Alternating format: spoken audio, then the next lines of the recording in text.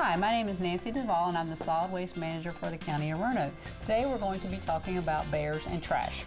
I have here with me Dan Lovelace from the Department of Games and Inland Fisheries, and he'll be discussing it with us. Dan, a little bit later we're going to be talking about these trash cans and what we can do, but first let's talk a little bit about what residents can do to prevent the bears from even coming into the neighborhoods. Well, the main reason they'll come into the neighborhoods is looking for food. So at this time of year, when people have bird feeders out or their trash cans, the best thing they can do is take the bird feeders down so that they're not attracted to that food source. And then ways they can manage their trash would be to maybe put the trash can in a basement or a garage or an outbuilding, something that they can keep the bears from actually getting into it. Once bears find food, they associate it with their homes, and then they keep coming around looking for food. So I guess the problem is, though, I as a resident may do what I'm supposed to do, but my neighbors 2 doors down, they don't do it, so the bears are still there. So that's when the retrofitting the trash cans might have to come in so that I can at least keep the bears out of my own trash can if I can't keep them out of the neighborhood. Is that basically what happens for people? Yes, the bears get used to roaming around, and if everybody's not on the same page and securing their trash, then the bear's going to find it.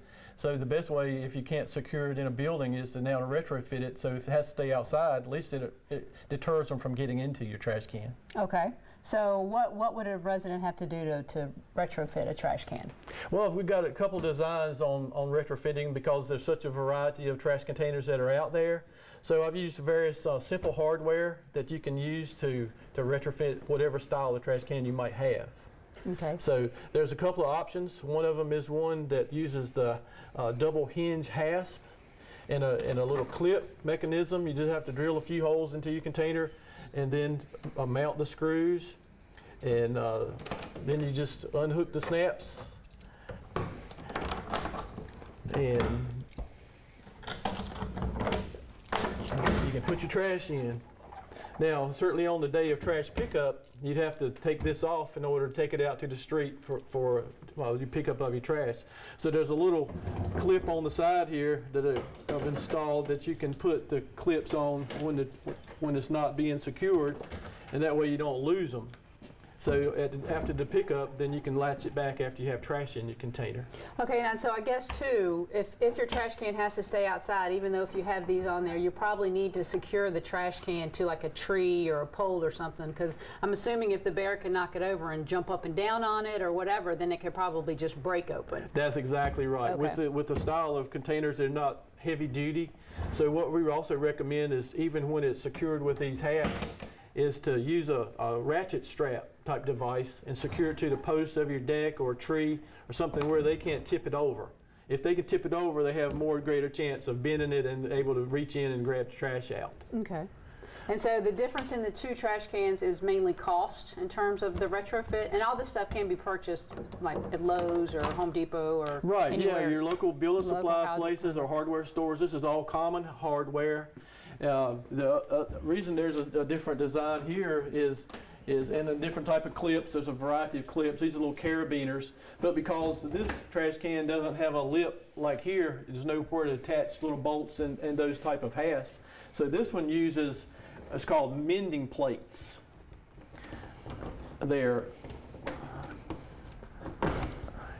These hooks are a little bit more difficult to get off than the carabiners clips, but It'd be harder for the bears to get off too. Then. Right. So in this style, it has an inside metal called a mending plate, and then you have to cut a hole through your top, and then as that slides back down over it, then you have somewhere to secure your clips.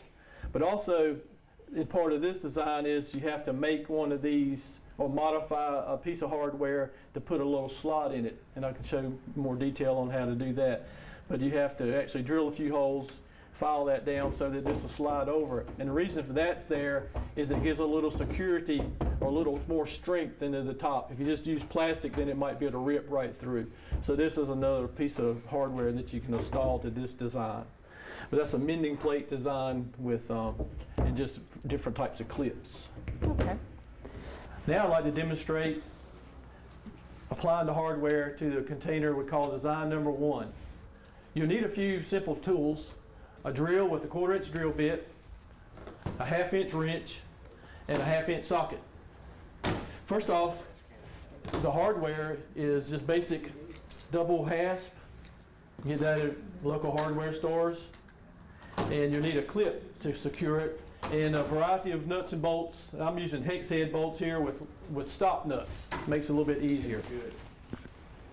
First, to install the hardware, you'll want to position the bottom hinge onto the outside of the container. And you start the process by marking the location with a Sharpie so you know where to drill your holes. Follow that up by actually drilling the holes in. I like to start one screw through there.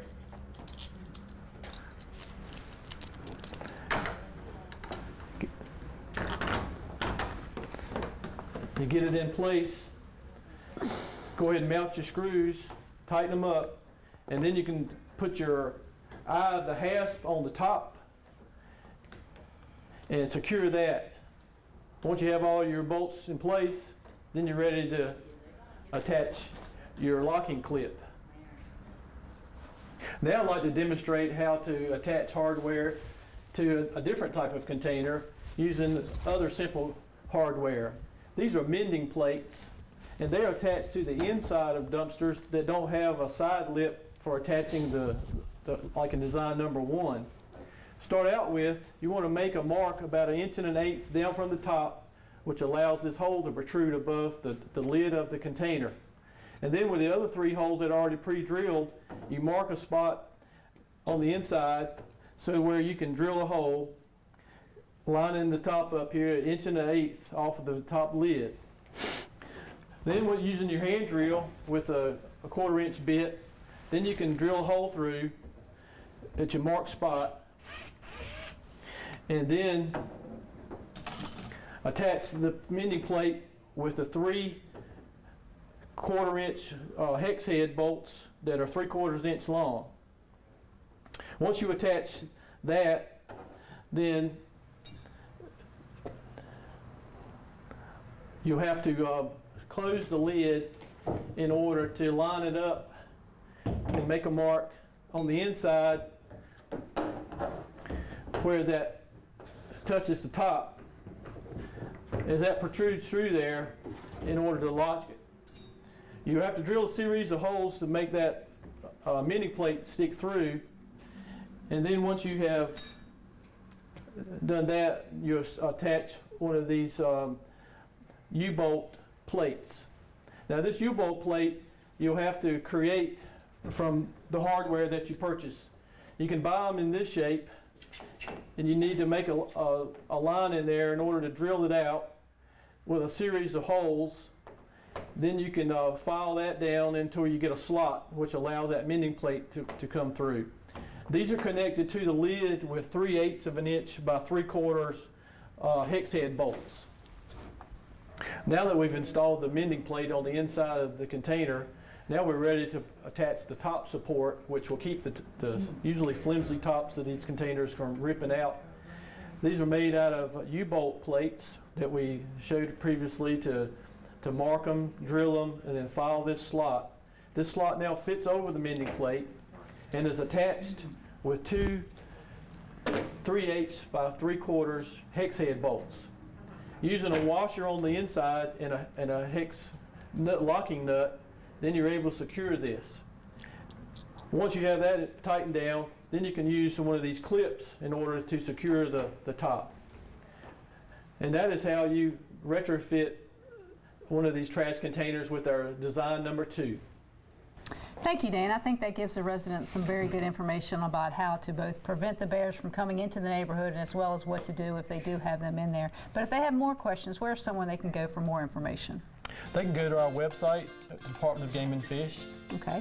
And they can also go to our website as well. We'll have this up as well on ours. It's www.roanokecountyva.gov. And of course, they can always call us individually if they need more information. So thank you very much. That's right. Thank you.